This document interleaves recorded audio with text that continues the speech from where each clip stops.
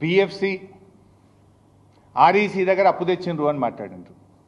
అయ్యా మీలాగా బ్రోకర్లను పెట్టుకొని 170 కోట్ల బ్రోకర్ కమిషన్లు ఇచ్చి మేము అప్పులు లేలే. నువ్వేం చేసినావు? నువ్వు హెచ్సియు యూనివర్సిటీ భూములు కుదబెట్టి బ్రోకర్కు 170 కోట్లు చెల్లించి 10,000 కోట్లు నువ్వు అప్పు తెచ్చినావు కదా mister Uttam Kumar Reddy. PFC REC private కాదు, ఇవి కేంద్ర ప్రభుత్వ సంస్థలు. మేమేం మీలాగా బ్రోకర్ని పెట్టలే, బ్రోకర్ ఫీజులు ఇయ్యలే, లంచాలు ఇయ్యలే, ప్రైవేట్ వాళ్ళ దగ్గర మేము బాండ్లు రేస్ చేయలే. మేము తెచ్చింది కేంద్ర ప్రభుత్వం దగ్గరనే తెచ్చినాం. తప్పుంటే కేంద్ర ప్రభుత్వం ఇస్తుందా? If our project is wrong, if DPR is not there, how central government will give us the loan?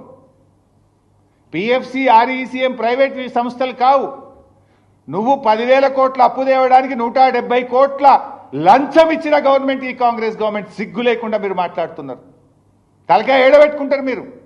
ఈ దేశంలో ఈ రాష్ట్ర చరిత్రలో అప్పు తేవడానికి లంచం ఇచ్చిన సర్కార్ రేవంత్ రెడ్డి సర్కార్, ఉత్తమ్ కుమార్ రెడ్డి సర్కార్.